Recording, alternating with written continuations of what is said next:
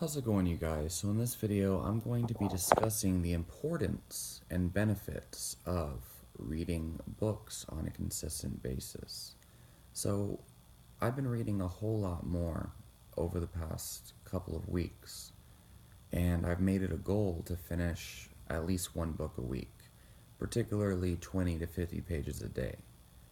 And different books can actually take varying lengths of time to complete each page due to the amount of text per page, the length of each page within each book, and how large the text is and how bunched together it is. Anyway, I found extreme benefits from reading books. One of the biggest benefits is the realization that before reading a book, I look at the large amount of pages it contains, and I think to myself, holy fuck, this is going to take me forever to read.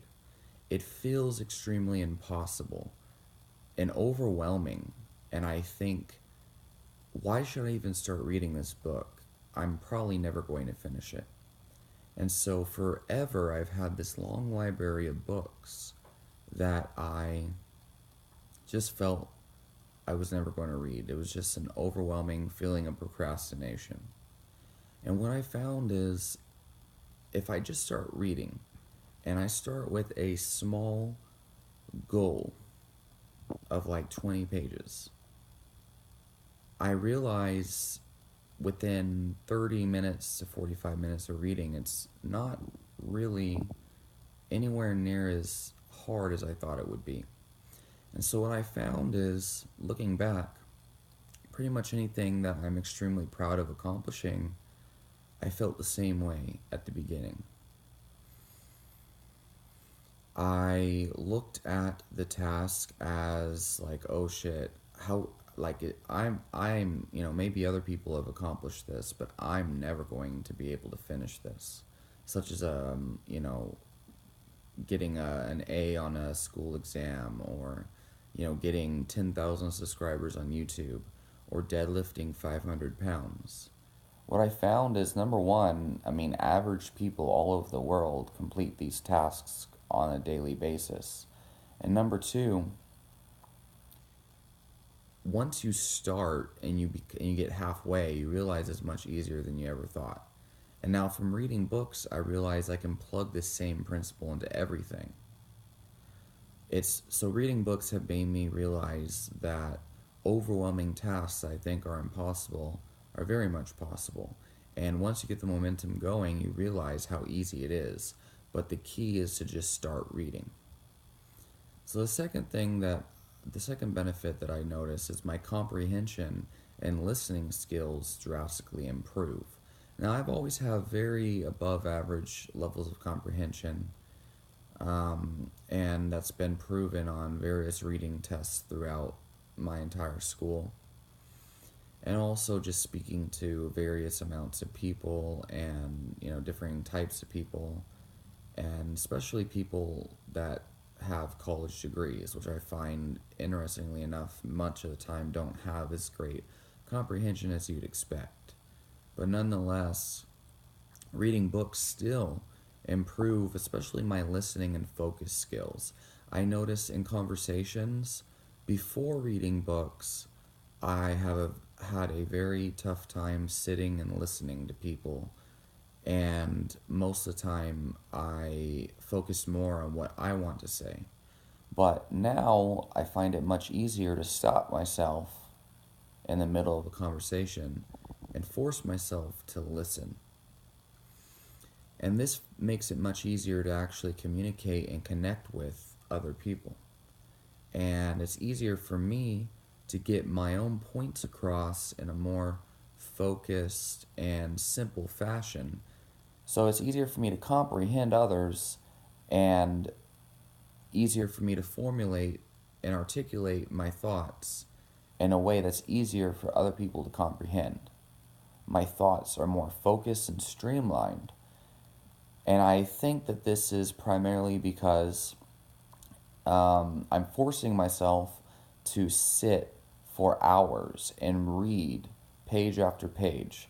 50 to 100 pages at a time, which forces my brain to focus on one thing at a time, and it forces my brain to focus on a streamlined flow of thoughts, which is the books on a page that all revolve around one particular topic at a time, versus watching, 100 different cat videos on YouTube, or 100 different topics on YouTube in 30 minutes, or scrolling through a Facebook news feed and seeing posts about presidential candidates, posts about somebody's marriage and relationship drama, posts about nutrition and health, posts about why someone hates their life, etc., etc.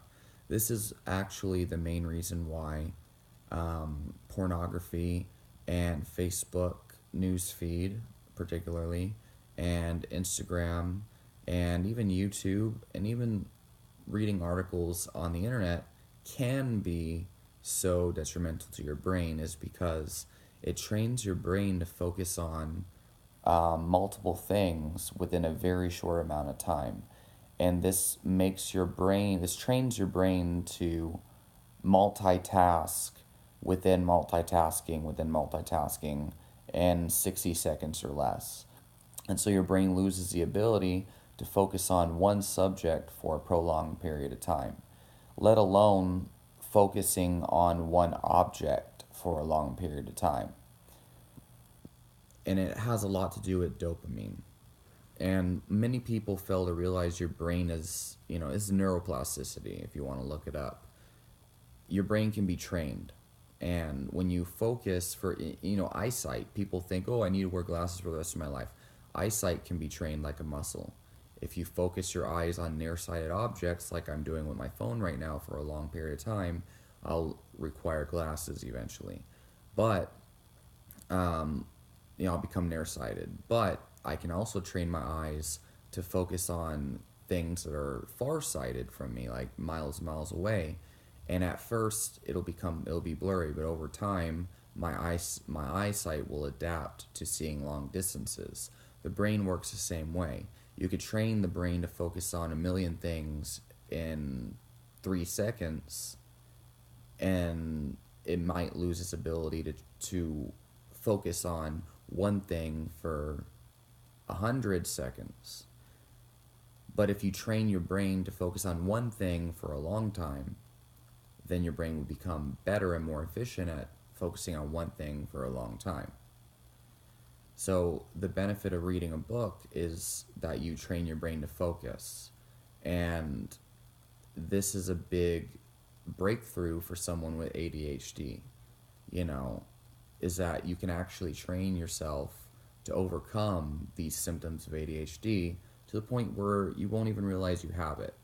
The problem is most people with ADHD are trained by medical professionals and mainstream society to think that they have an untreatable or an uncurable condition of the brain that deals with neurotransmitter balance. But what they fail to realize is how you train your brain actually changes the degree of neurotransmitters. We know that meditation upregulates GABA. We know that ketogenic diets upregulate GABA. We know that supplements like theanine upregulate GABA. Certain foods can either promote, and GABA is the neurotransmitter that is responsible for focus and directly counteracts ADHD symptoms. Anyway, reading books can promote GABA the same way that meditation can. Alpha waves in the brain and upregulation of GABA, and just focusing that muscle of focus. So I highly encourage everybody to start reading books. It's extremely beneficial, and you'll find that it improves the quality of your focus, of your comprehension skills, your communication, and ability to connect and relate with other people. And if you're reading books on science, like I am, you will gain a whole lot of knowledge and at least a greater understanding. And by the way, I'm planning on reading things completely outside of what I believe, such as plant-based nutrition, which I don't believe in, but I'm going to read them anyway. And it's very, very motivating to knock books off your list.